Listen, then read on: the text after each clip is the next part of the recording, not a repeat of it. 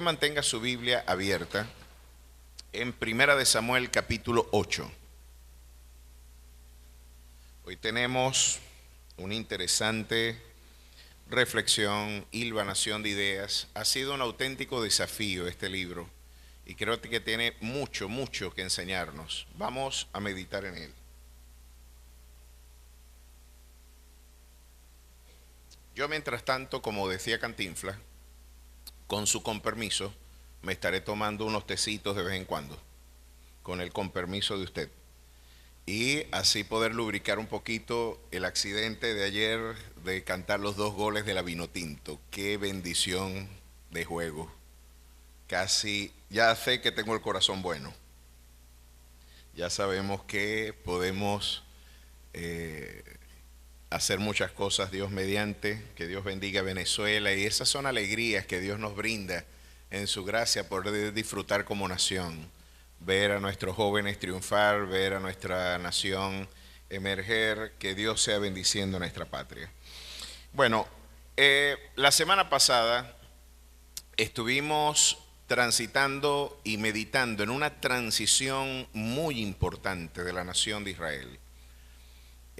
Nos encontrábamos ante una transición que tenía como antecedente una crisis familiar.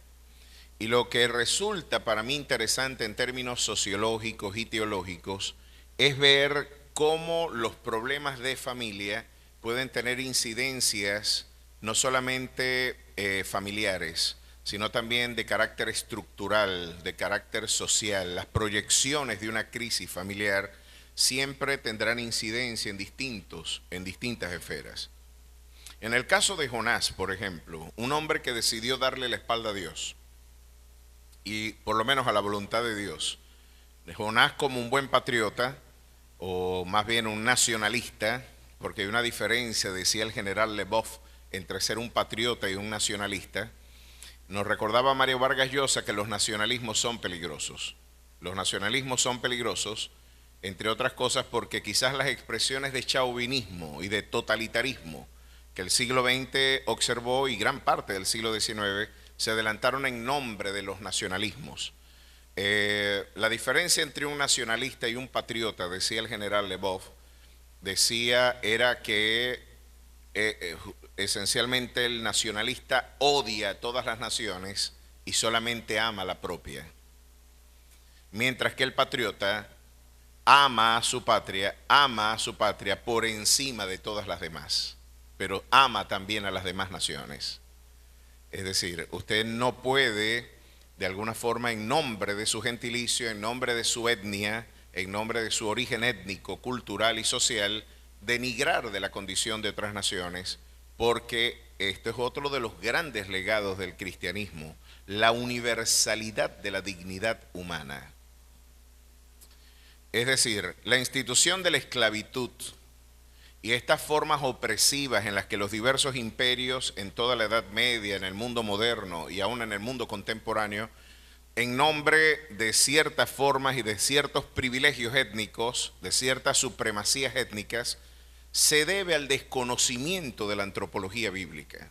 La Biblia, una vez más, nos demuestra que de haber sido asistido, o los pueblos de haber asistido a la voz de su precepto, nunca este tipo de discriminaciones se hubieran instituido como experiencia política, social o cultural.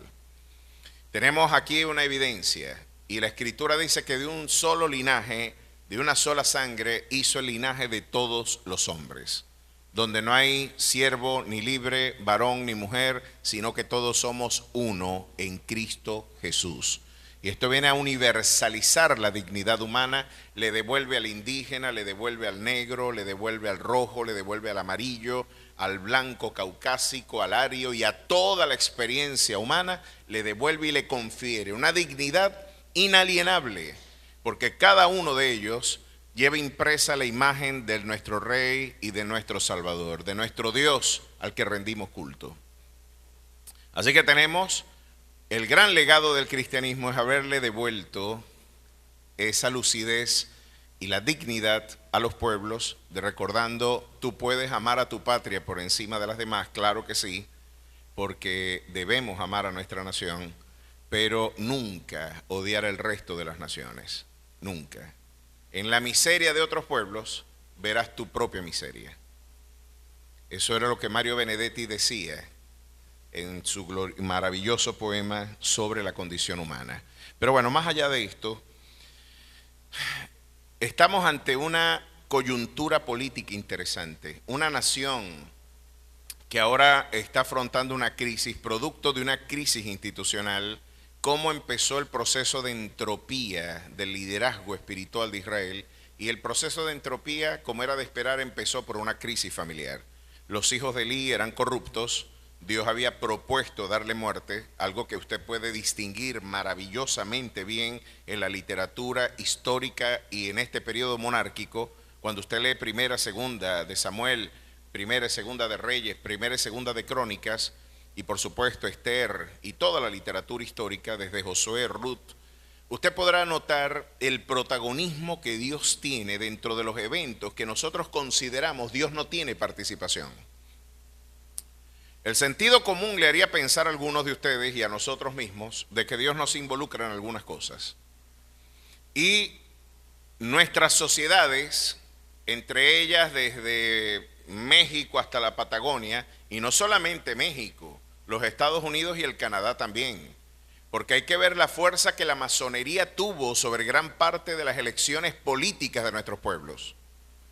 Basta ver quiénes fueron miembros de la masonería en la experiencia política e histórica de nuestros pueblos, desde Bolívar hasta Miranda, desde O'Higgins hasta San Martín, desde Jefferson hasta Washington.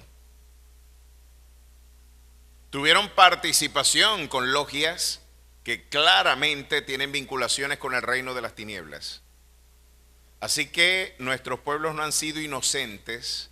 Quizás muchos de ellos tenemos que decir a favor de nuestro prócer de que él se distanció de la masonería y luego tuvo una retaliación por parte de esos sectores. Es muy bueno saber eso, que nuestro prócer reconsideró algo que no hizo Miranda, pero sí hizo Bolívar.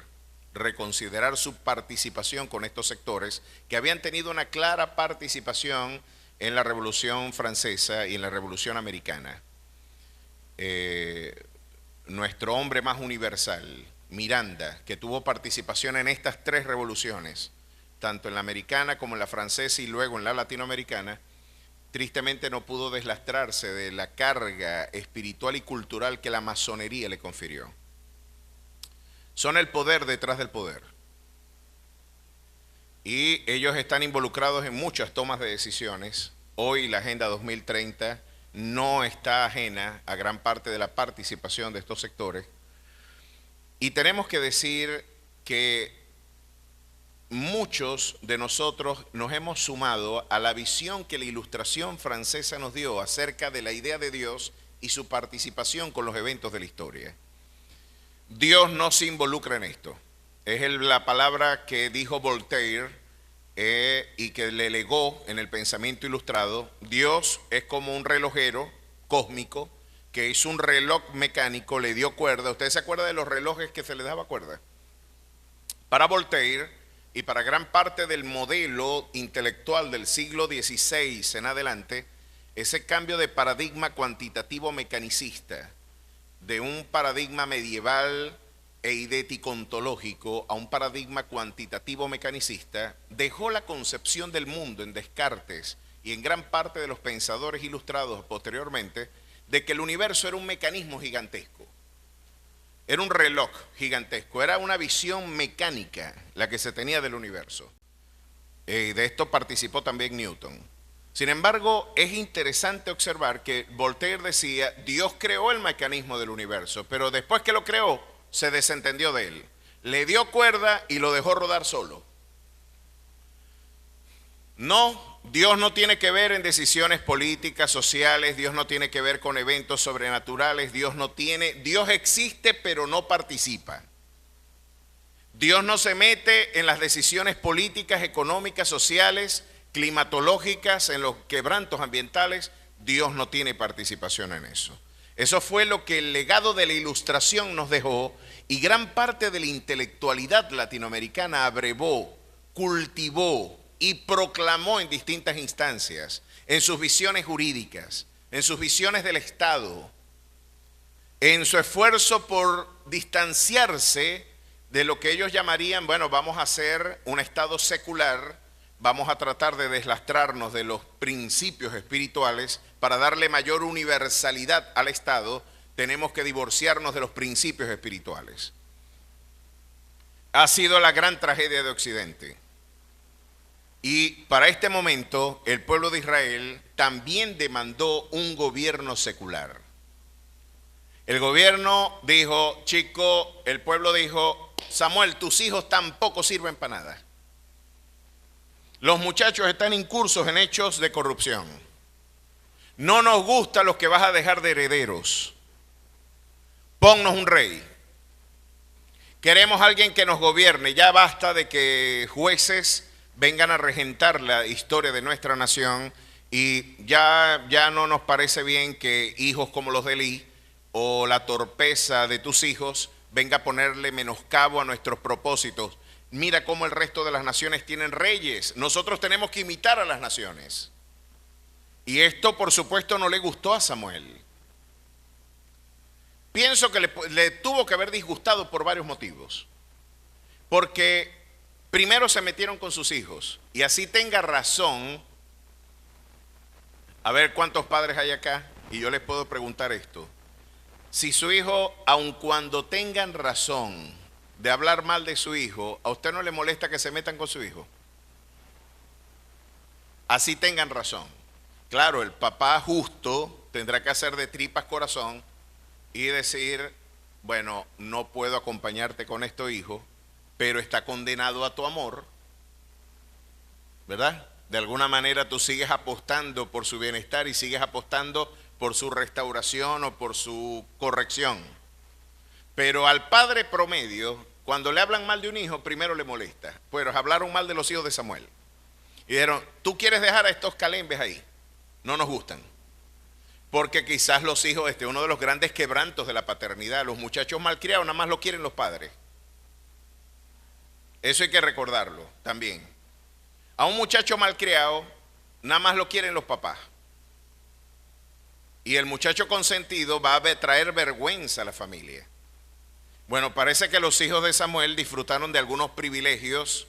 El hijo del juez, el hijo del pastor de Israel, el hijo del líder espiritual, del que concertaba el culto en Israel, pues disfrutaba de algunos privilegios sociales, quizás el prestigio de su papá, quizás la laxitud con la que muchos podían ver su conducta, le brindó una conducta permisiva o quizás descuidada a Samuel, atendiendo otros aspectos de la gestión nacional, descuidó los aspectos de formación de sus niños. Podemos ver muchas variables, pero lo cierto es que a Samuel no le gustó lo que le dijeron.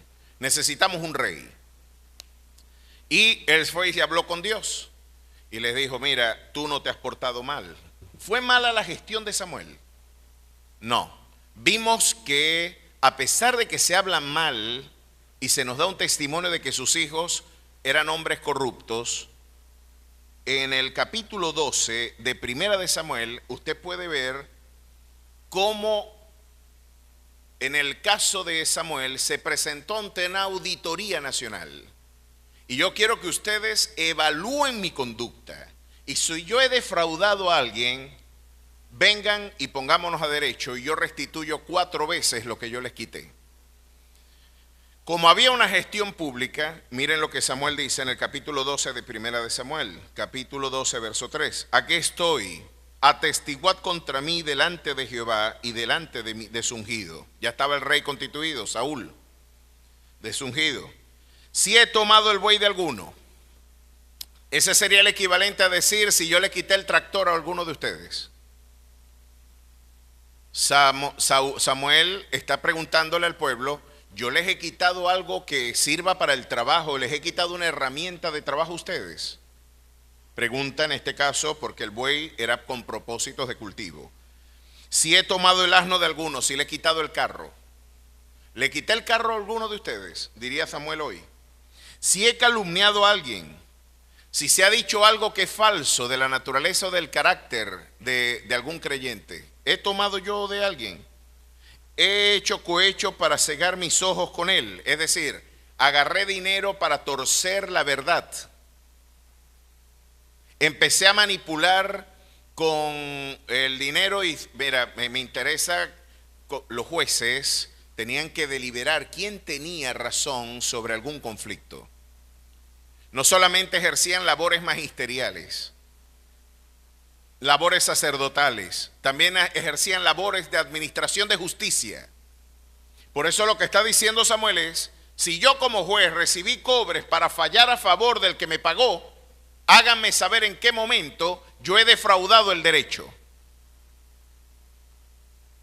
Miren qué impecable la conducta de Samuel. Exponerse públicamente a una auditoría nacional.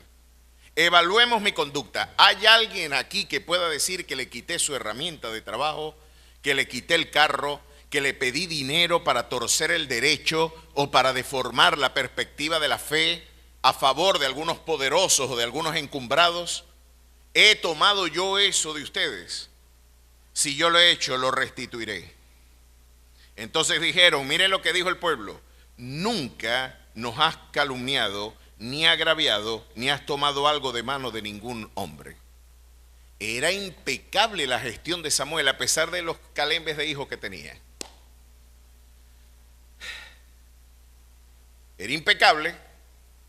Y Samuel podría decir, chico, yo me imagino que él tendría su sesgo, como todo padre. No quiero especular más allá de lo que la Biblia establece y escribe. La Biblia nos invita a no pensar más allá de lo que está escrito en Corintios. Pero uno puede hacer algunas hipótesis de lectura. ¿Qué malestar tuvo que haber despertado en Samuel cuando el pueblo le dijo, ya no queremos que tú gobiernes, queremos que gobierne otro en tu lugar, no un sacerdote juez, no, queremos un rey?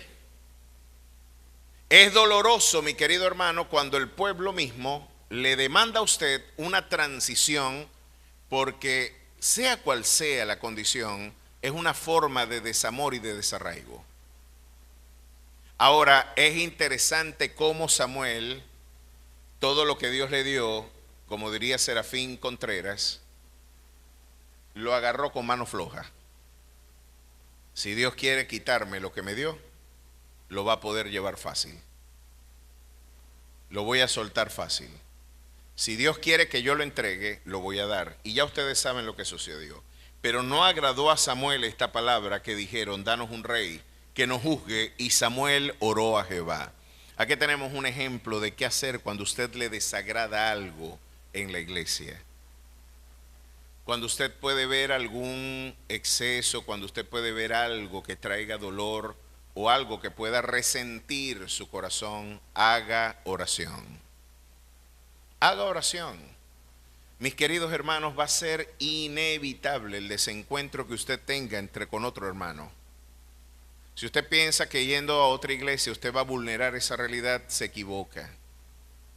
Quizás usted va a llevar profundamente esas ideas. No, yo idealizo y no idealizo. Es nuestra absoluta convicción que el Señor de esta casa, ¿quién puede redarguir de pecado a nuestro Señor?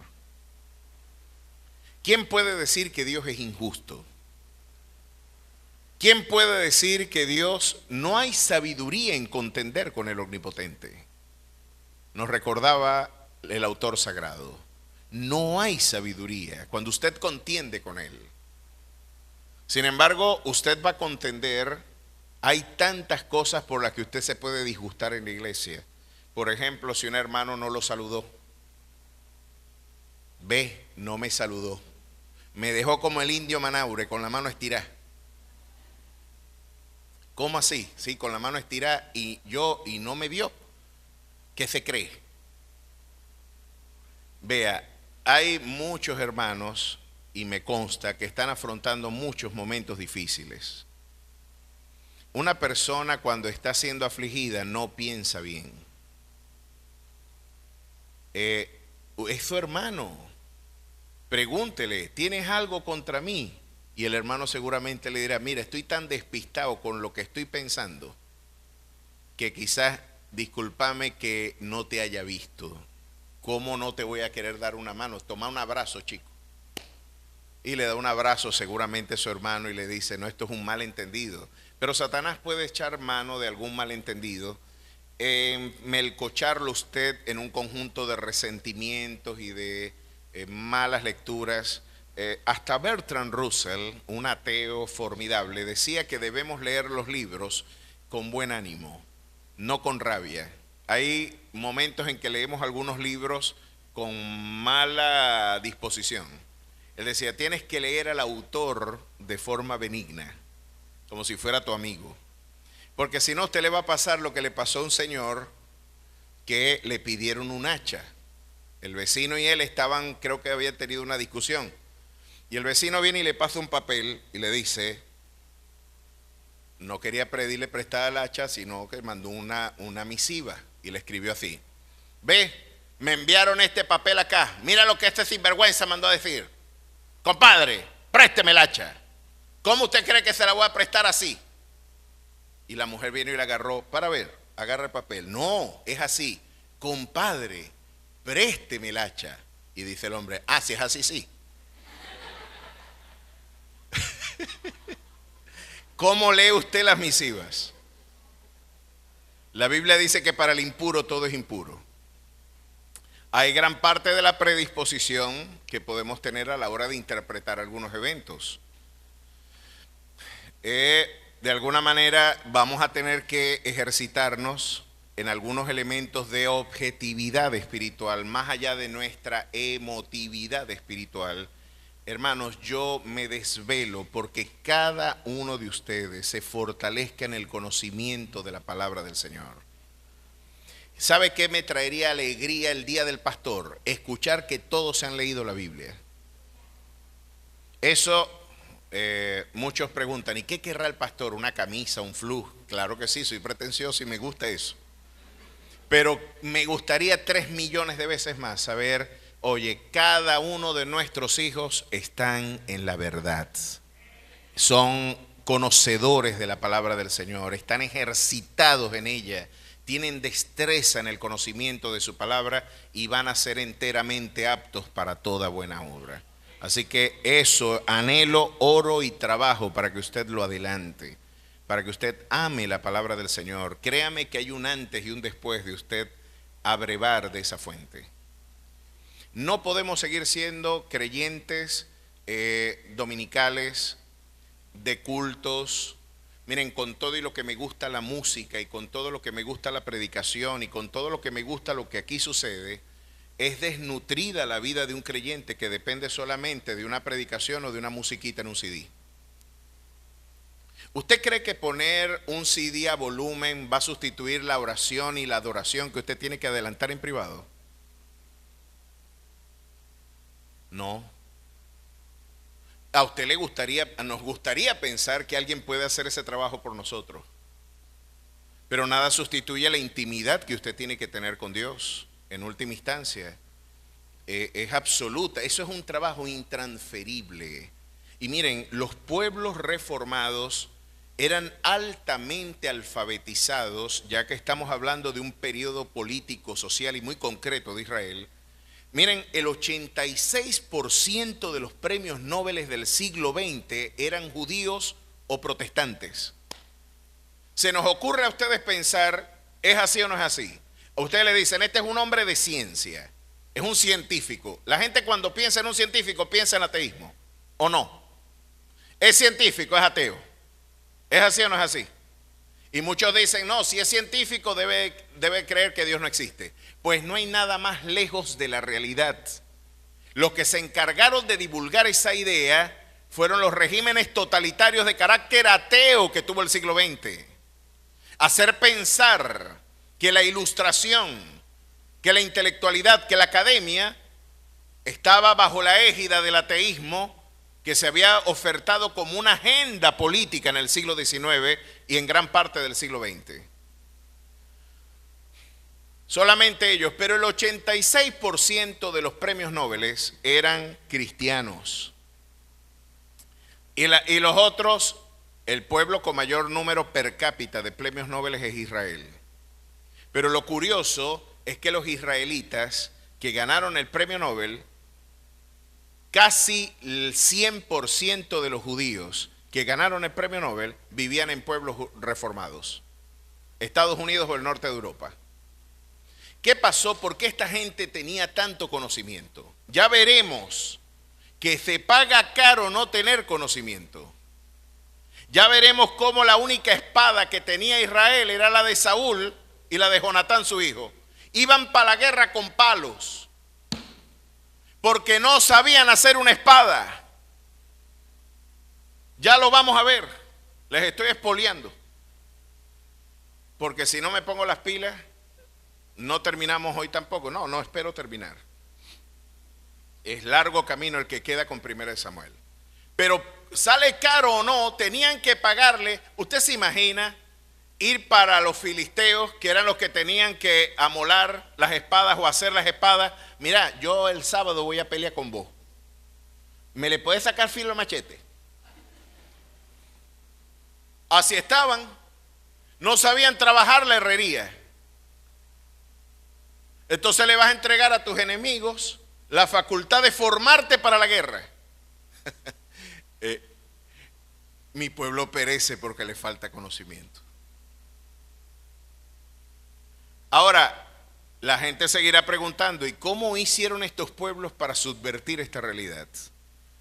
Los judíos y los protestantes dijeron, nuestra fe no es litúrgica, nuestra fe no depende de un rito donde un sujeto nos echa agua encima, o nos echa humo, nos echa ceniza, o nos hace estas cosas. No, nuestra fe depende de una convicción.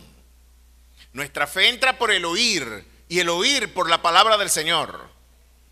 Es absolutamente necesario cultivar de manera privada y personal esta dimensión del conocimiento. Yo no puedo delegar esto en nadie más. Yo no puedo dejar que alguien lea la Biblia por mí. Yo necesito leerla yo, saber que lo que aquí dice es como los de Berea, que eran más nobles que los de Tesalónica, que escudriñaban diariamente para ver si lo que decía el apóstol Pablo se correspondía con las Escrituras. Capítulo 16 de Hechos exalta la condición reflexiva de la comunidad de Berea por encima del resto de la comunidad de Tesalónica. Son más nobles, estudian diligentemente la palabra del Señor. Ahora, ¿por qué estos pueblos crecieron? Porque dijeron, como no podemos dejar que el pastor lea esto por nosotros, sino que cada uno de nosotros tenemos que leerlo. Yo tengo que tener una copia de este libro, yo tengo que aprender a leer. Y esos pueblos, el 100% de la comunidad cuáquera que llegó al este de los Estados Unidos estaba alfabetizado. El 80% de los hombres del Mayflower estaba alfabetizado.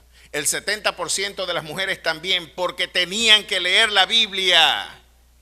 Y fundaron a Yale, fundaron Harvard, fundaron Yale, fundaron Princeton, fundaron las universidades que hoy tienen la mayor estatura académica en el mundo occidental y en el mundo entero, porque estos pueblos hicieron de este libro lo que él afirma ser: lámpara a mis pies y lumbrera a mi camino. A su nombre sea la gloria.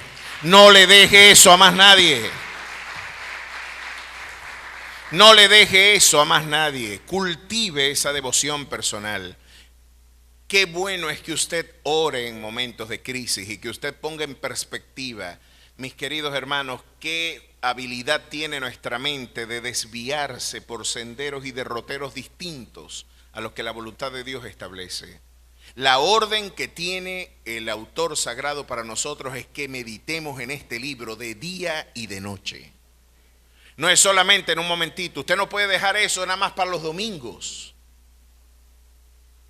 Sabe que incluso la Escritura dice que con sabiduría y la ciencia hará que se llenen nuestras recámaras.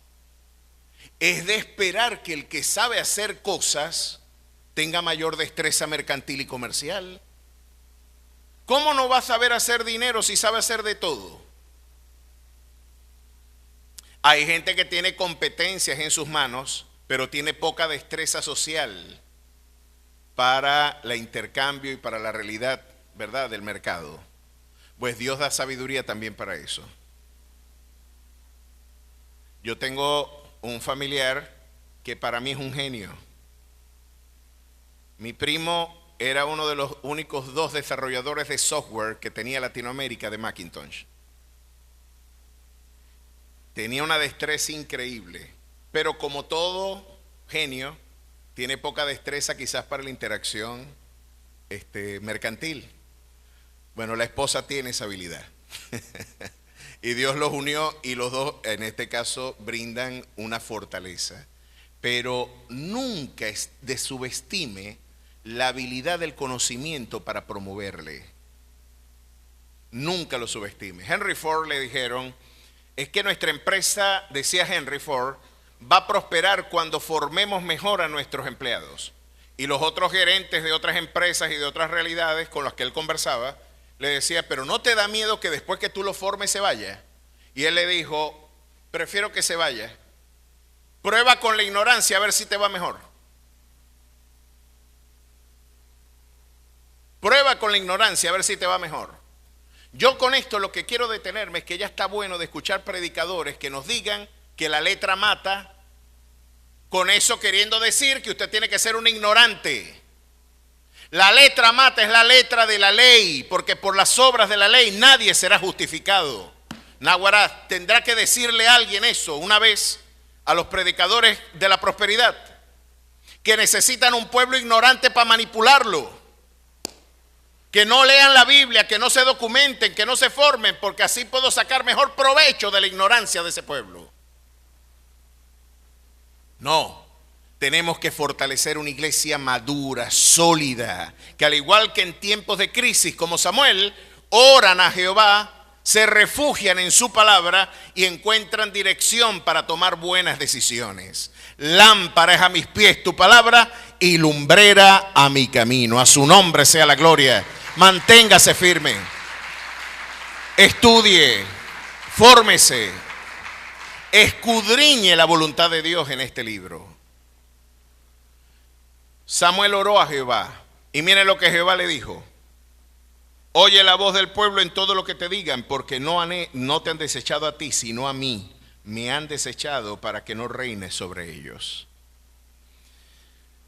Este es un tema del que luego hablaré. Estos aspectos permisivos de la voluntad divina. Porque a pesar de que no le gusta a Dios lo que está pasando, lo permitió y le dio estatus preceptivo. Un temazo. A Dios no le gustó la solicitud del pueblo. Sin embargo, dijo, les voy a complacer. Pasa lo mismo con el matrimonio poligámico. Alguien podría decir, pero Dios mío, usted lee unas páginas más acá y se consigue con un Salomón teniendo 1000 mujeres. 1000 suegras. Un campeón. David, Jacob, todos.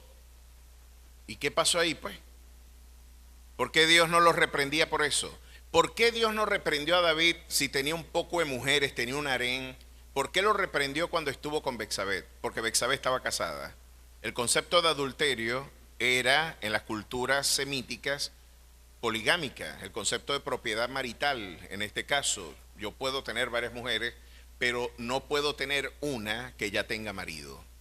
Así que fue condenado cuando se enamoró de la equivocada. No porque tenía varias mujeres. Abigail tuvo varias. ¿Y qué pasa ahí? Son cosas que Dios permite a pesar de que evidentemente no estaba de acuerdo. Eso lo voy a dejar en el tintero y les prometo que lo vamos a abordar porque esto nos va a llevar varios cultos. Y seguramente ser malinterpretado en algunas cosas. Pero no cabe la menor duda de que estamos ante un problema teológico interesante. A Dios no le gustó lo que el pueblo le demandó. ¿Por qué no más bien oponerse? Y decir, chico, aquí el que manda soy yo. Imponer su voluntad. No, ¿por qué permitió que la democracia se impusiera en este caso? por propósitos providenciales que ya veremos, porque el Mesías luego será presentado también como rey. Ya vamos a explorar eso en su momento. Sin embargo, ahí les envío algunos destellos. Miren qué interesante, a Dios no le gustó y le dijo, dales el rey. Pero diles y háblales solemnemente, ¿qué espera cuando tú quieres constituir por tu esnovismo cultural, porque crees que lo nuevo es mejor que lo viejo? Ese es el criterio del progresismo. El progresismo, hoy a mí me diera pena decir que soy progresista. Por supuesto, yo soy un conservador. Un conservador que alguien podría decir, pero es que bajo los criterios del conservador nunca hay evolución. No hay desarrollo social bajo los criterios de un conservadurismo. Yo no estoy hablando del conservadurismo de Franco, no estoy hablando del conservadurismo de Reagan, no estoy hablando de las concepciones que le fueron propias a la derecha histórica de Europa. No, cuando hablamos de conservadurismo, yo estoy diciendo lo que habla Chesterton. Chesterton decía, a mí no me interesa pasarle a los jóvenes las cenizas de mi pasado. Ya esas cenizas se consumieron, mis modas, mis gustos y mis disgustos. Las cenizas del pasado no son lo que yo le quiero legar a esos niños. Yo lo que le quiero legar a esos niños es el fuego que nos permitió vivir. Transmitirles el fuego a ellos para que pueda ese mismo fuego que el Señor mismo encendió ser comunicado a las nuevas generaciones. Yo no quiero compartir las cenizas de mi pasado. Yo quiero compartir el fuego de mi ayer, de mi presente y el fuego del mañana, el fuego de su Santo Espíritu. A su nombre sea la gloria. Esta palabra no es ni pasada, esta palabra no es antigua, ni tampoco moderna, esta palabra es eterna. El conservadurismo no es que yo quiera que los jóvenes se vistan como yo. Eso es conservadurismo, perdón. Mal entendido. Porque hasta politológicamente alguien podría decirme, pastor, eso no es conservadurismo. Pero hay mucho del quietismo y de esta forma de parálisis paradigmática que está presente en algunos expositores, en donde ustedes pueden ver, un muchacho tiene que escuchar la música mía. Yo abomino el reggaetón. Y no me gusta el vallenato. Un amigo mío, que es rockero cristiano, dice que cuando Satanás lo botaron del cielo y tiraron así, ¡pum! Y llévate tu calembe acordeón para abajo también.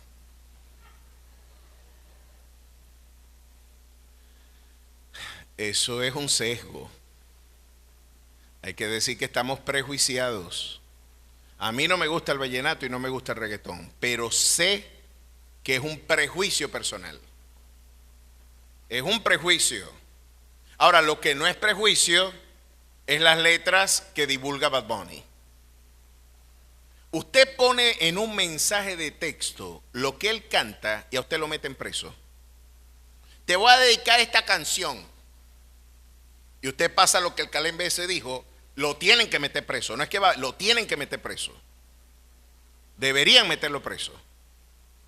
Eso no es conservadurismo. Ya esta es una disposición ética ante la vida. Ahora, si es conservadurismo, y sería un acto de parálisis paradigmática, decirle a la iglesia, no es de Dios el reggaetón, no es de Dios el vallenato, no es de Dios el merengue. Porque cuando yo era mundano, bailaba y me trae memorias y yo me acuerdo de otras cosas cuando escucho merengue. En República Dominicana, algunos hermanos que se convierten, después vieron a Juan Luis Guerra como casi el enemigo se metió en la iglesia. Y ustedes saben qué le costó a la iglesia. Yo que me formé en la iglesia de los 70, de los 80. Nosotros llegamos a la iglesia por primera vez en el año 78. Y en esa transición lo único que se escuchaba era: desde que salvo soy, desde que salvo soy. Y piano y si acaso. Las iglesias ultraconservadoras. Llegó Marino y metieron eso. Y metieron una guitarra eléctrica. Y dijeron, llegó Satanás a la iglesia. Y hubieron discusiones Se puede tener batería o no, se dividieron iglesias. Se fueron para el mundo algunos músicos, otros volvieron, se dividieron denominaciones y congregaciones porque un hermanito tocó la guitarra eléctrica. Eso es una herramienta de Satanás. Eso nada más la toca Jimi Hendrix.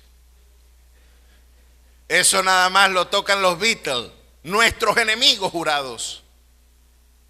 Y entonces nos montamos en toda esa parálisis paradigmática. No. Tenemos es que comunicar el fuego del Espíritu y es presentar esta palabra sin prejuicios a las nuevas generaciones. No confunda sus sesgos con la voluntad de Dios.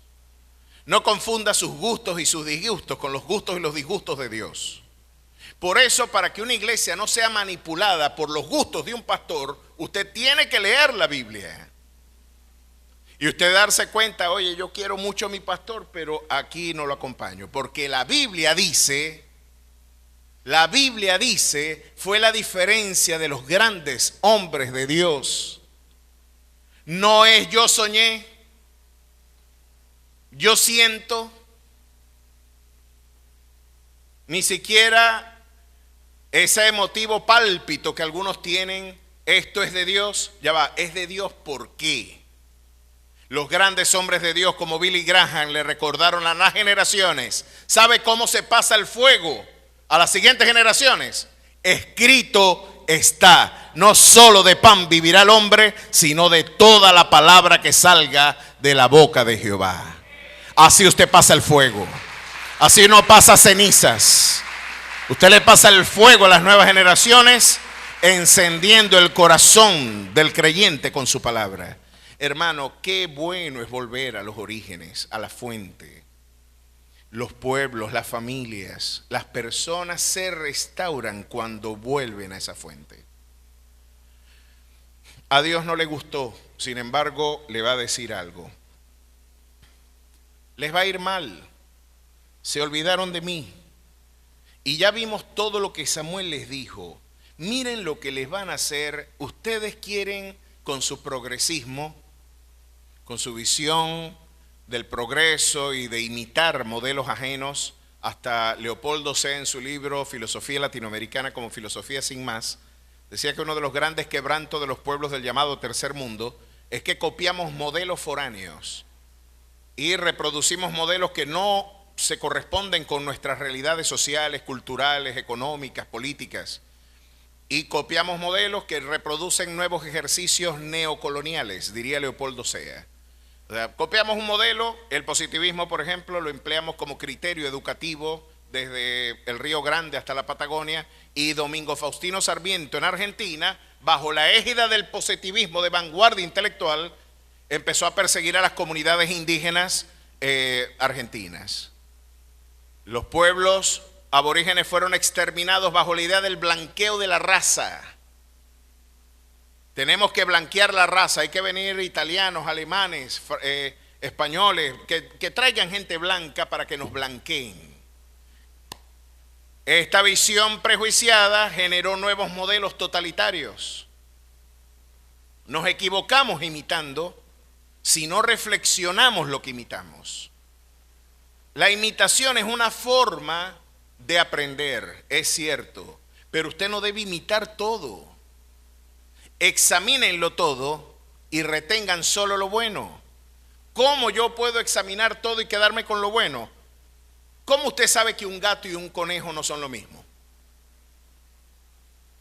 ¿A cuánto les gusta el conejo? A mí me encanta el conejo.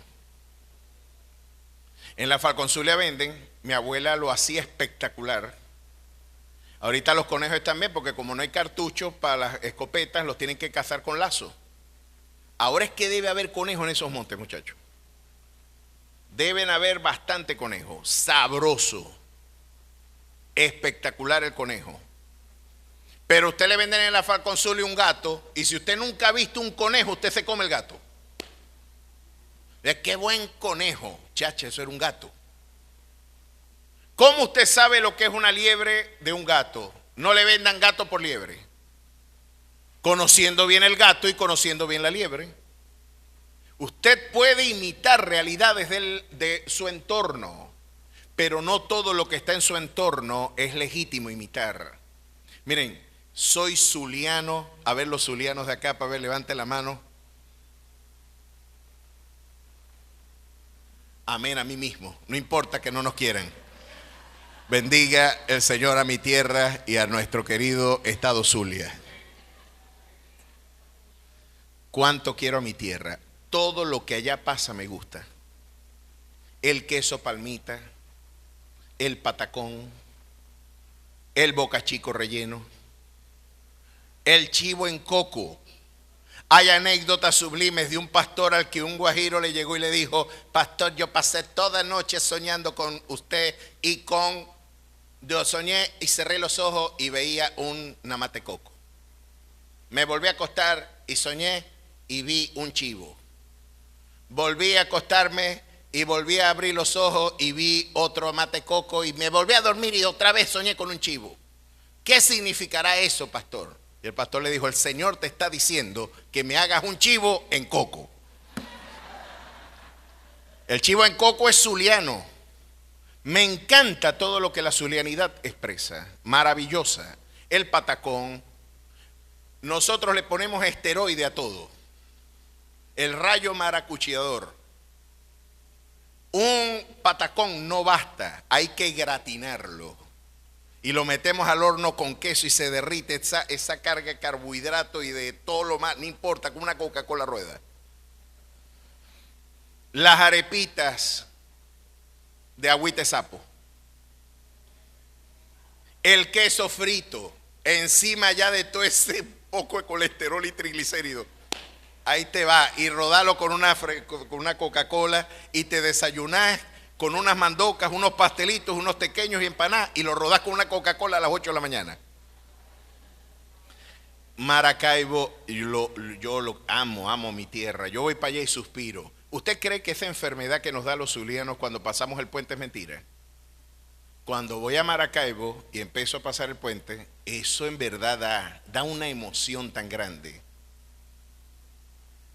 Ves, Maracaibo no es por nada, pero hacia lo lejos se parece a Nueva York, por lo menos de lejos. Esa sí se parece a Chicago. Esa sí se parece a Chicago y a Nueva York. Usted la ve así, se ven los del Milagro, se ven bonitos los edificios así. Y dice uno: chico, esta es mi tierra. ¿Y cómo está? Y los chistes, y me encanta la gaita. La gaita yo la escuchara todo el año. Pero hay algo de la zulianidad que yo no amo. Y es el culto a la chinita. Yo en todo lo demás soy zuliano hasta las patas. Y todo lo que sea de mi tierra lo amo, lo cultivo, lo promuevo y lo defiendo. Pero en los aspectos de la devoción de ese pueblo, yo soy cristiano antes que zuliano. Y mi Cristo es el Señor de mi vida, de mi tierra y de mi nación. Y flaco favor usted le hace a la cultura si no ejerce una actividad reflexiva. Qué flaco favor le hacemos a nuestra cultura de nosotros no examinarlo todo y solo retener lo bueno. Le dijo el Señor: ustedes quieren imitar sin evaluar. Y miren lo que les va a pasar por imitar sin reflexionar, sin examinar, sin tener criterios desde los cuales elegir y tomar las mejores decisiones. Usted podrá decir que sus criterios, ya vamos a ver qué lástima que hace falta. Por eso Pablo hablaba hasta el alba. Y decía un predicador en estos días, si no me equivoco, fue Steve Lawson, que él decía: esto de que uno tiene que predicar 40 minutos porque la gente se aburre y es antipedagógico, esto es un ejercicio que hay que meditar. Porque yo no los veo aburridos en el concierto de Maluma. Y puede durar 3 horas, en el de Karol G. Y puede durar 3 horas. Los veo viendo algunas series de Netflix que pueden durar 9, 10 horas de exposición y no se aburren. Parece que no es el tiempo, es el contenido lo que les aburre. Y hay que meditar hasta qué punto nuestra sábado sensacionalizada condición posmoderna nos tiene en el mundo del imperio del espectáculo y del entretenimiento. Pero volviendo a este tema, le dice el Señor, por esto les va a ir mal, por no meditar y reflexionar. Mire lo que va a pasar. Así hará el rey que reinará sobre vosotros, tomará vuestros hijos y los pondrá en sus carros y en su gente de a caballo para que corran delante de su carro. Vimos la semana pasada que esta es una forma de promover privilegios. Generar un séquito, generar toda una estructura que los discrimine. Qué distante de la austeridad y de la vida frugal que vivían los jueces. Una vida de austeridad. Mi pastor y mi querido mentor Gerardo de Ávila ha predicado en muchísimos países del mundo y me dice que en una ocasión conoció Suecia, estuvo predicando en Suecia y me dice, chico, al rey de Suecia me lo conseguí manejando bicicleta en Chore. Estaba por la calle, no, ese es el rey, ese es otro más. No estaba con un séquito, una caravana. Qué difícil es cuando usted prueba las mieles del poder, usted se le infla el pecho. Debe de haber algo distinto en mí. Debe de haber algo en mí que el resto no lo tiene. Porque mira esto, la gente va delante mío y me abren las puertas. Y tengo guardaespaldas y tengo gente que me sigue. Este protocolo social para ostentar símbolos de estatus es una de las grandes enfermedades del poder, como los describe el Señor. Así va a ser. Hará el rey que reinará sobre vosotros, tomará vuestros hijos y los pondrá en sus carros y en su gente de a caballo, para que corran delante de su carro.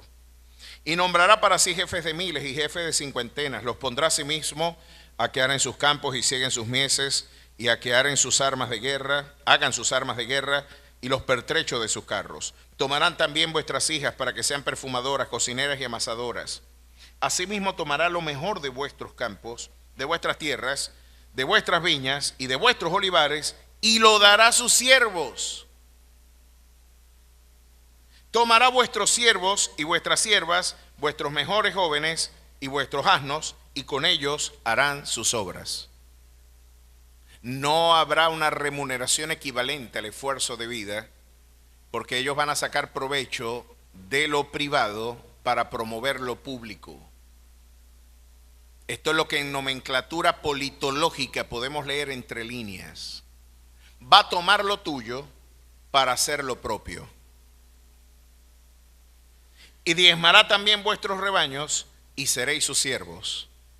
Está hablando de que la simetría va a cambiar. No va a haber un ejercicio de igualdad ante la ley. Esto es un tema para una larga discusión de la teología del Estado.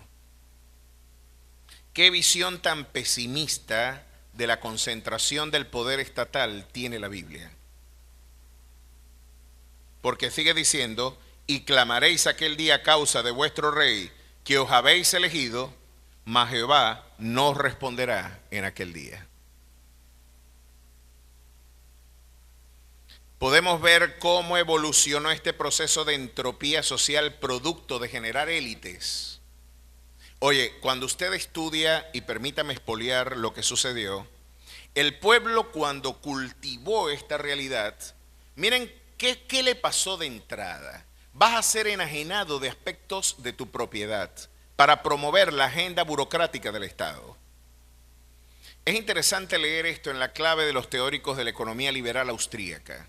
Desde Hayek, el mismo Rothbard, un anarco, en este caso es un anarquista más que un liberal, pero es interesante ver lo que Hayek y von Mises hablan acerca de esta realidad de intervención estatista, algo que ha generado toda una discusión en nuestro continente, con Javier Milei, con Bukele en El Salvador y con gran parte del Foro de Sao Paulo.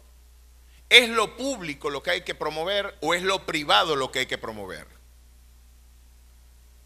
Aquí nosotros hemos fijado una posición en este púlpito Y creo que hay una respuesta ante este gran drama politológico en donde los sectores privados dicen, la tierra y su plenitud son del sector privado.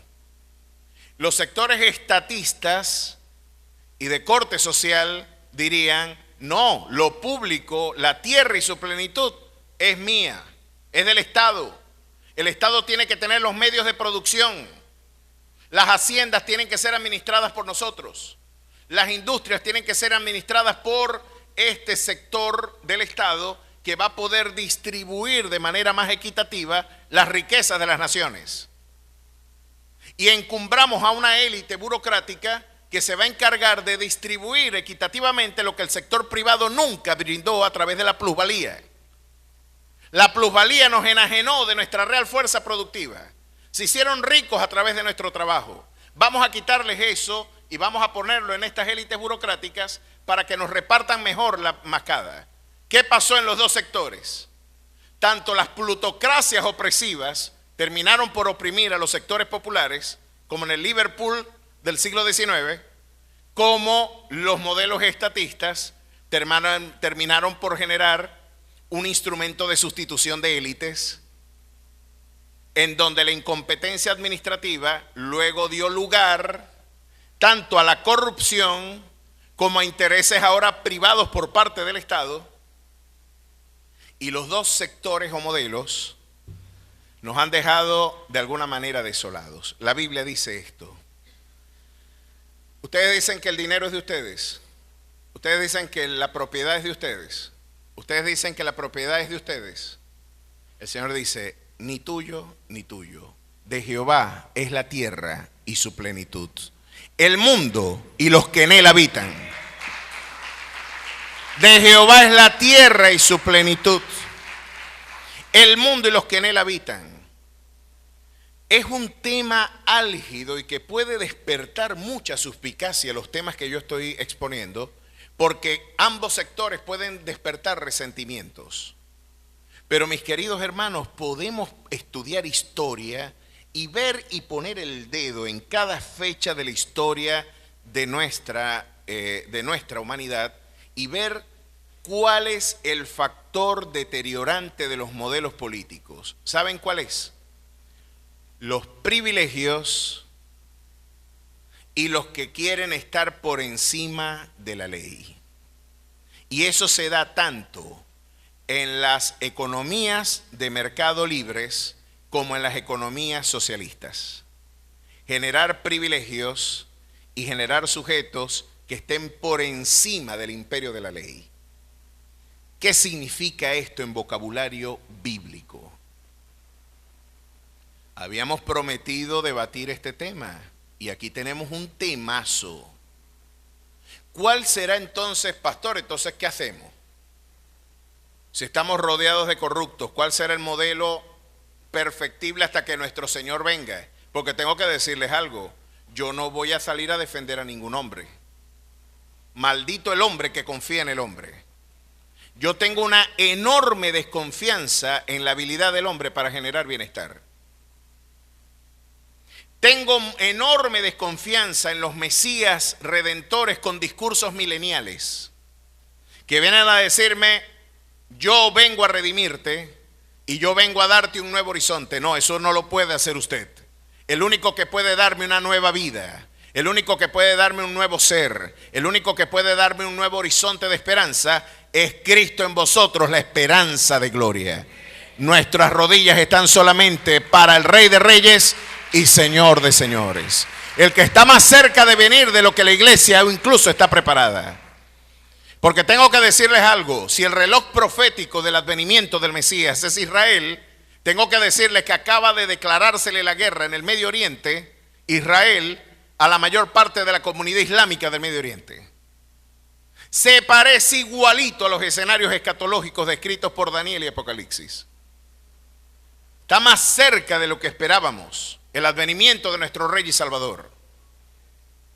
Él sí es mi candidato, así me llamen loco, porque Él va a fundar un reino que no tendrá límites.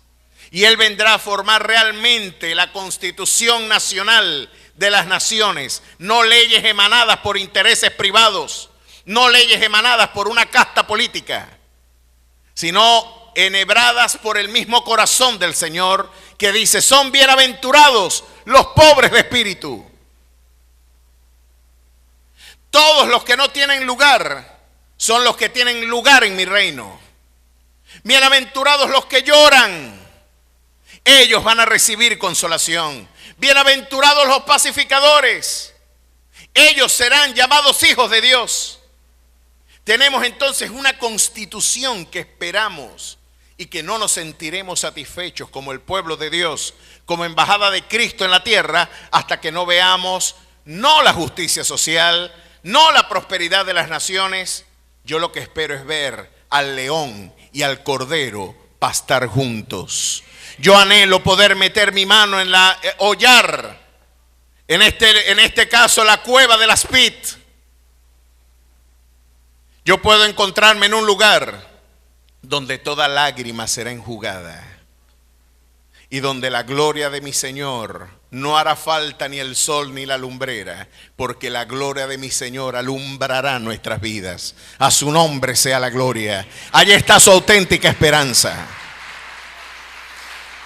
Ahí está su auténtica esperanza. Si somos cristianos, esta es la esperanza bienaventurada de la iglesia. Nuestros adúlteros corazones siguen atesorando la idea de nuevos Mesías. Pero mientras eso sucede, pastor, ¿cómo debemos administrar lo que Dios nos delegó? Todo lo que el Señor aquí dice que no se debe hacer en el Estado, tenemos que criticarlo. ¿Qué significa eso? Vamos a Lucas. Miren qué interesante. A un hombre que mataron por predicar estas cosas. Interesante. Juan el Bautista. Juan el Bautista viene a meterse en problemas y ahora ustedes van a ver el acta de defunción de Juan. A Juan no lo matan por estar cantando cánticos pentecostales en las puertas de Jerusalén. A Juan no lo cantan, eso no le hace daño a nadie. Los corruptos se ríen de eso. Déjalo. Eso es inofensivo. Lo que sí es peligroso es que Juan utilizó el púlpito para hacer lo que Martin Luther King decía que debe ser la iglesia. La iglesia no tiene que ser el Estado como el Vaticano afirma llegar a serlo. ¿Por qué el Vaticano tiene tanto interés por inflar el Estado? Porque el Vaticano vive del Estado. El Vaticano y sus alianzas políticas, hay que recordar que el Vaticano no es solamente una iglesia, es un Estado que responde a intereses. Y todos conocemos, basta un ejercicio de historia de la iglesia para que usted vea los terribles y onerosos excesos que en nombre de la cristiandad se adelantaron en la mal llamada Santa Sede de Roma, que prostituyó el altar de nuestro Dios, invocando y por razones políticas. El Vaticano nunca pierde. En la Revolución Venezolana, el Vaticano puso a un sector de la iglesia a favor del gobierno monárquico y a favor otro sector de la iglesia de la revolución. El que gane, yo igualito gana. Tenés un cura para el gobierno y un cura para la oposición. No importa lo que pase, siempre vamos a ganar. Discúlpeme, pero como dijo Martin Lloyd-Jones y como dijo Lutero, muchos de los exponentes de esa organización son la obra acabada de Satanás. Lo han sido. Basta recordar un Pío XII que firmó un concordato con Hitler antes que el mismo Mussolini lo firmara. Y ustedes pueden googlear ahorita y busquen imágenes de Pío XII y Hitler, googleelo, y va a ver al papa que tiene el tupé de ser el papa del Führer, el que lleva el nombre de las grandes élites económicas de esta ciudad, su colegio. Juan diría, nosotros no somos el Estado. Tampoco estamos al margen de los problemas del Estado, porque el hambre, la miseria, el dolor social, la injusticia son agenda del púlpito cristiano. La iglesia no es el Estado, pero tampoco está divorciada de las realidades sociales. La iglesia es la conciencia profética del Estado. Y miren lo que Juan hizo en su labor y en su obligación pastoral. Era una obligación, porque sabe que los pastores tenemos que elegir a quién tenerle miedo. O le tenemos miedo a los que ostentan el poder, que tienen mucho poder. De hecho, Gramsci había dicho, ¿qué es el Estado? El Estado no es otra cosa que la concentración hegemónica de la violencia, diría Gramsci. Y ellos tienen la concentración hegemónica de la violencia, porque la violencia solamente se puede ejercer legítimamente solo bajo la égida del Estado. Así las concepciones del Estado lo han interpretado, o por lo menos el pensamiento gramsciano. Esa concentración hegemónica del poder de la violencia. ¿Hay poder? Claro que sí. Pero yo tengo que elegir si tenerle miedo a ese poder o tenerle miedo al Señor que me dijo, si tú no hablas, las piedras van a hablar, pero después tú y yo nos vamos a entender. Porque los cobardes no heredarán el reino de los cielos. Témeme a mí, para que no le tengas miedo a más nadie. A su nombre sea la gloria. Téngale miedo a Dios. Tenga miedo en defraudar a Dios. Tenga miedo en fracasar en lo que Dios le comisionó. Nunca tenga miedo del hombre. El temor, como lo veremos, es muy mal consejero. Ya veremos cómo el pueblo de Israel se entregó a la idolatría por un movimiento político de Jeroboam. Dijo, ¿sabes qué? Me da miedo que este pueblo que Dios me dio, cuando tenga que peregrinar a Jerusalén, el corazón de ellos se vaya con su rey Roboam. No, yo no puedo permitir que eso suceda. Vamos a hacernos 2 becerros para que el pueblo ahora le rinda culto a estos 2 ídolos. Ahí están los dioses que te sacaron de Egipto. Por el temor político de perder el poder, sacrificó a las tribus del norte en la idolatría, porque él tuvo el temor, me van a dejar de querer a mí y van a querer al rey de Judá, porque allá está el templo donde ellos rinden culto. Tengo que hacer un templo aquí y le voy a ofrecer nuevos dioses. Y ese pueblo, las tribus del norte, de allí en adelante empezó en cuenta regresiva el proyecto donde perdieron territorio, perdieron su identidad, perdieron su nación y lo perdieron todo. ¿Tenías miedo a perder el poder? Pues ahora lo vas a perder todo, porque de Jehová es la tierra y su plenitud, el mundo y los que en él habitan.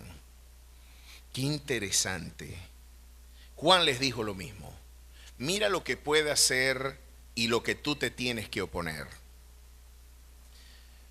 Todos, mientras yo vuelvo, hasta los reyes tienen que estar a la misma distancia de la ley de lo que está el hombre más humilde de cualquier nación. Así como tú dijiste, Samuel, y te expusiste a la auditoría pública. ¿Quién puede decir aquí que yo le quité un carro? ¿Quién puede decir aquí que yo le quité unas tierras o una hacienda? ¿Podrán decir nuestros reyes lo mismo?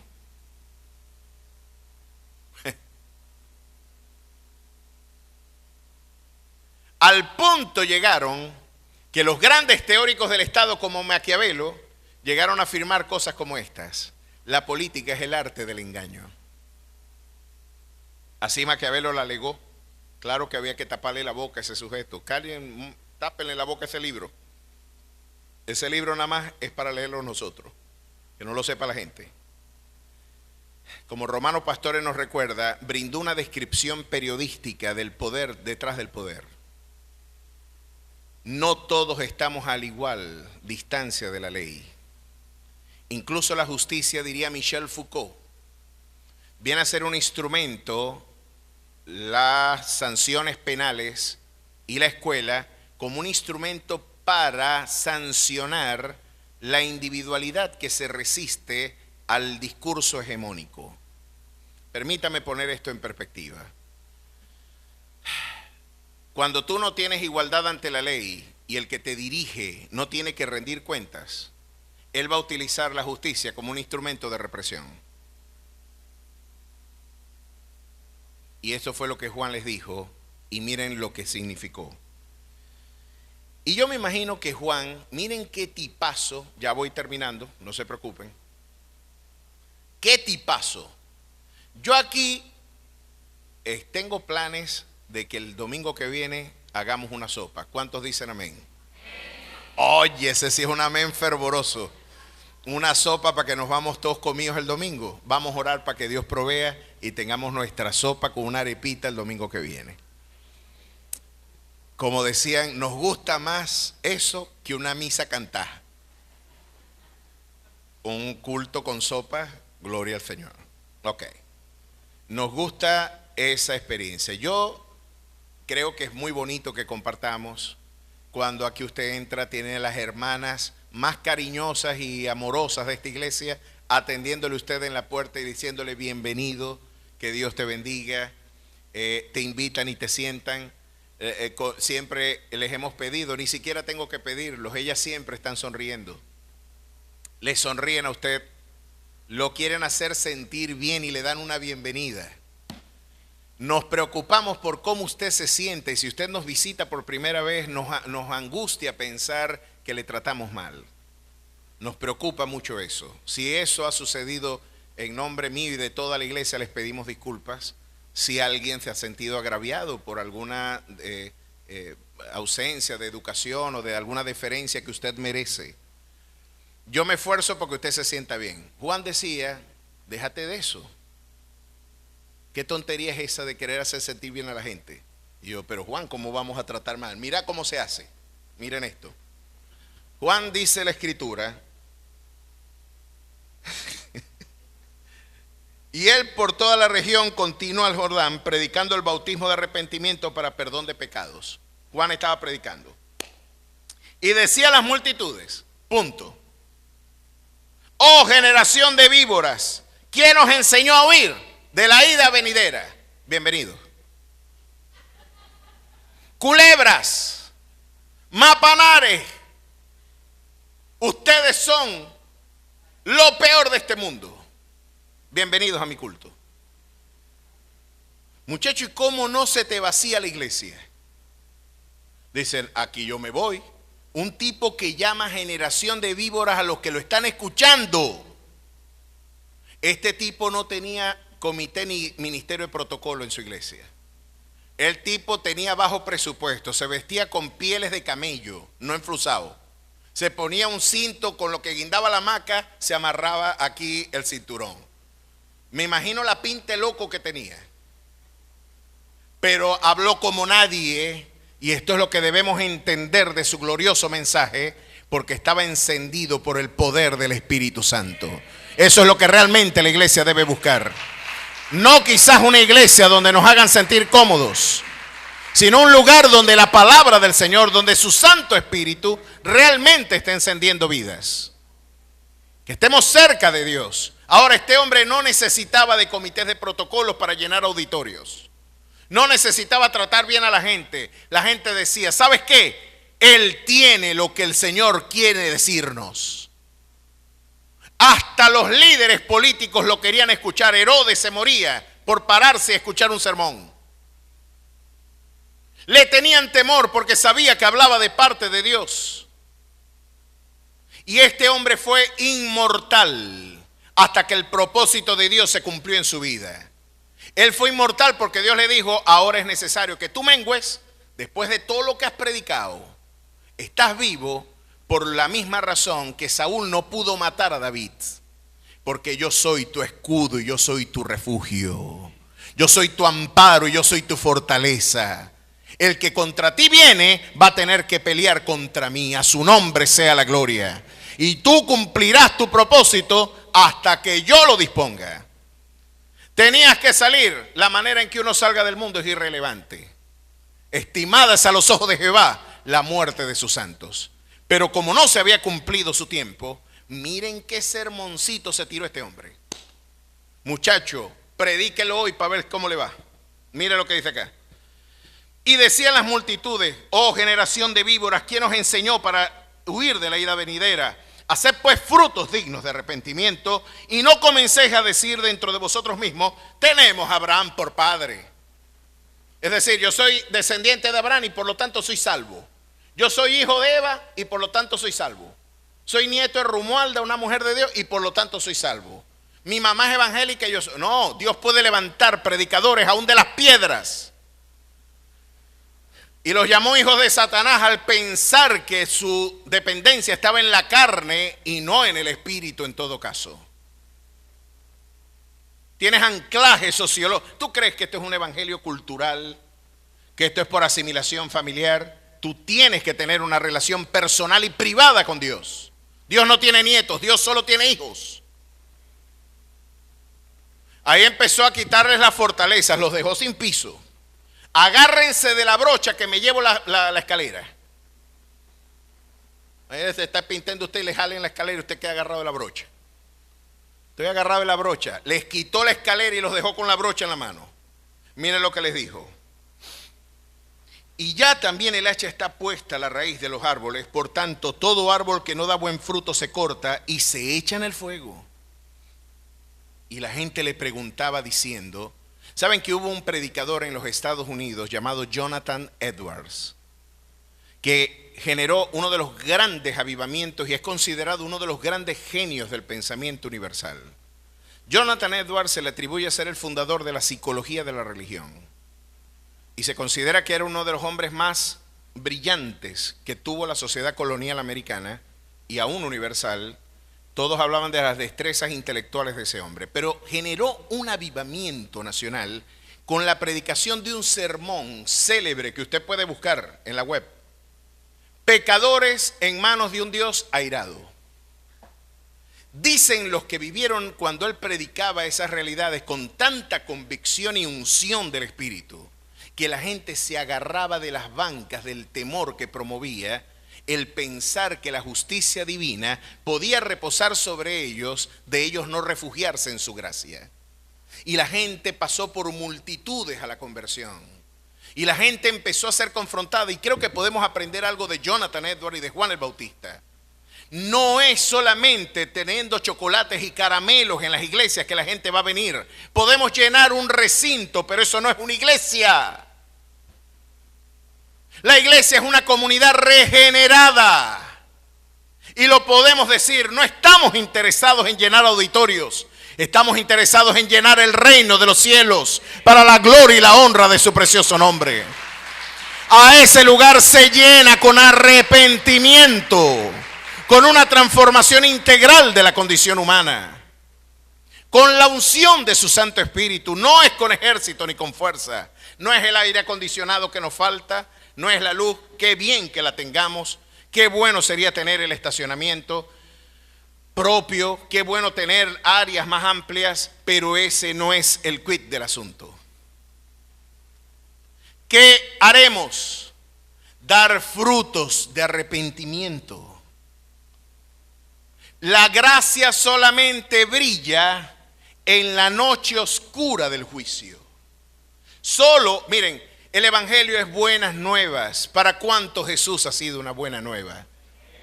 Pero ¿sabe por qué usted la interpreta como una buena nueva? Porque antes usted tuvo una mala nueva. Estás perdido. La ira de Dios reposa en ti. Sin Cristo estás perdido y no hay lugar para tu salvación. Al margen de ese nombre, que es sobre todo nombre, tú estás perdido. Y espera una condenación eterna a todos aquellos que le dan la espalda al mensaje más elocuente de amor que ha conocido la historia, que es la cruz del Calvario. No puedes ser indiferente ante la cruz, al igual que los dos delincuentes. O lo niegas o lo esperas. No hay neutralidad ante él. Y Juan nos está enseñando de que solamente valorarás las buenas nuevas cuando hayas entendido las malas viejas. Es bien viejo que nosotros no merecemos la gracia de Dios. Pero usted no va a valorar el amor de Dios hasta que no entienda que está perdido. Estamos perdidos sin Él. Y la buena nueva es que podemos dejar de estarlo. Pero si usted cree que usted se va a salvar porque hizo buenas obras, usted está en la iglesia equivocada. Eso lo predica el Vaticano. No, entonces ¿qué? ¿No hagamos buenas obras? No, yo soy salvo por fe. Por fe, para buenas obras, las cuales Dios creó de antemano para que yo anduviese por ellas.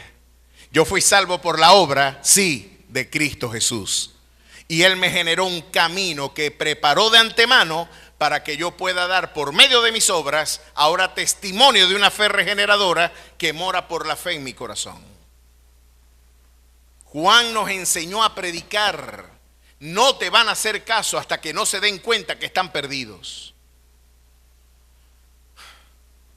Hasta que no se den cuenta de su condición, que son pecadores en manos de un Dios airado, no van a entender Juan 3:16. Pero miren cómo terminó. Me he despedido más que un circo malo. Ya nos vamos ahora sí. Y la gente preguntaba diciendo, entonces, ¿qué haremos? Nos dejaste sin orilla. ¿Qué vamos a hacer entonces si estamos tan perdidos como tú dices? Miren lo que tienen que hacer gobierno y oposición. Miren lo que tiene que hacer pueblo y gobierno. Miren lo que tiene que hacer padre e hijo. Miren lo que tiene que ser esposa y esposo. Miren lo que tienen que hacer en cada una de sus relaciones. Pero ya que estamos hablando de Estado, miren lo que van a tener que hacer ustedes. Oído lo que el Señor dice. ¿Qué haremos? Y les respondió y les dijo, el que tiene 2 túnicas, dé al que no tiene. Partan el pan. Siempre la generosidad es un testimonio de que usted es un hijo de Dios. Nadie se parece más a Dios que cuando alguien da. Hay gozo en el corazón de un regenerado cuando da. Por eso uno no debe obligar, porque eso solamente lo pone el Espíritu Santo. Nunca por imposición. Siempre tiene que ser un gesto de gracia. Siempre la generosidad debe estar motivada por el amor, y eso es lo que persigue Juan con esta exhortación. El que tiene 2 túnicas, dé al que no tiene, y el que no tiene que comer, y el que tiene de comer, haga lo mismo. Viniendo también unos publicanos, que estos son los equivalentes a los cobradores de impuestos. Son los cobradores de impuestos. Por el amor de Cristo, nunca han sido personajes muy queridos. Y miren lo que le dijo a los cobradores de impuestos Jesús. Les dijo, no exijáis más de lo que os está ordenado. ¿Qué les parece a ustedes eso? ¿Saben lo que está diciendo? No metas la mano debajo de la mesa para que te den algo, para tú eximirlos de lo que realmente se estableció. No generes cargas onerosas sobre tu pueblo. Hay una equivalencia directamente proporcional entre los pueblos que demandan menos impuestos y el progreso social. Y eso no lo digo yo, eso lo dice la estadística y las ciencias formales. Mientras menos impuestos, más prosperidad económica. Mientras menos cargas usted ponga fiscales a la creatividad, en el caso del comercio, mientras menos restricciones usted ponga, va a haber mayor flujo y prosperidad, porque después de todo, nadie quiere que a través de la hegemonía del Estado se le meta el bolsillo, la mano en el bolsillo de la gente para promover distribución de bienes. Aquí tenemos a un señor que le está diciendo: ten cuidado cómo manejas las finanzas públicas, porque estás poniendo cargas que no se pueden llevar. Y tus cargas dan hambre. Yo me imagino que no cayó bien Juan. Y ahora viene el ejército. Padre eterno de la gloria, en tus manos estamos, Señor. Hasta repetir esto te puede meter en problemas. Miren lo que le dijo al ejército, a las fuerzas represivas del Estado, a las que concentran y ejecutan la hegemonía de la violencia del Estado según Gramsci y grandes teóricos del Estado. Y también le preguntaron unos soldados diciendo: ¿y nosotros qué haremos? Hay hombres que esperan dirección divina en esos lugares. Aquí viene lo que Dios tiene que decirles. Miren lo que Dios dice. Estás preguntando qué hacer. No hagas extorsión a nadie, ni calumniéis. Permítame poner esto en vocabulario jurídico. No incurras en la simulación de hechos punibles. No utilices tu poder para la extorsión. No utilices la violencia como un instrumento para violentar el derecho. Y contestaos con vuestro salario.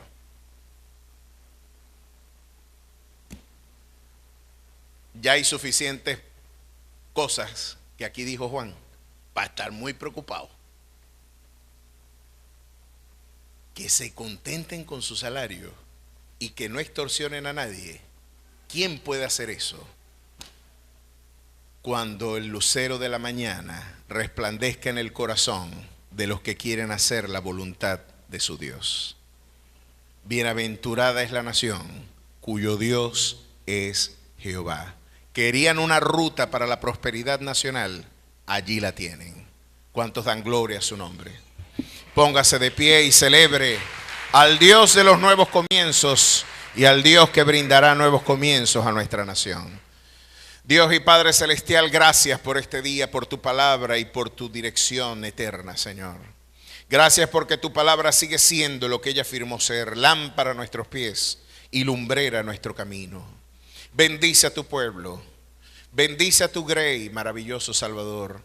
Hoy yo ruego de que tiempos de refrigerio, de prosperidad, de paz y de gozo acompañen a nuestra querida y amada tierra de gracia. Más que un cambio de gobierno o de realidad social o política, queremos un cambio de nuestros corazones. Necesitamos que tú gobiernes nuestras vidas. No queremos demandar un rey, te queremos demandar a ti en nuestras vidas. ¿Cuánto te necesitamos? Cuánto anhelamos tu dulce presencia y tu dulce dirección. Si tú sustentas todas las cosas con la palabra de tu poder, si tú eres el que hace y exhibes nuestra justicia como la luz y nuestro derecho como el mediodía, tú eres el que haces que nuestros campos florezcan y se multipliquen. Tú eres el que haces que nuestros rebaños prosperen. Tú eres el que traes la lluvia temprana y la tardía a nuestra quebrantada tierra. Tú eres el Dios que pacientemente ha esperado por nosotros, no queriendo que ninguno perezca, sino que todos procedamos al arrepentimiento. Perdona nuestra torpeza, perdona nuestras confianzas y nuestro adúltero corazón. Ayúdanos cada día más a depender solamente en ti. De ti vendrá nuestra esperanza y en ti está nuestra fortaleza. En Cristo Jesús. Amén y amén. Aplauda fuerte al Rey soberano de la historia. Que Dios bendiga a Venezuela.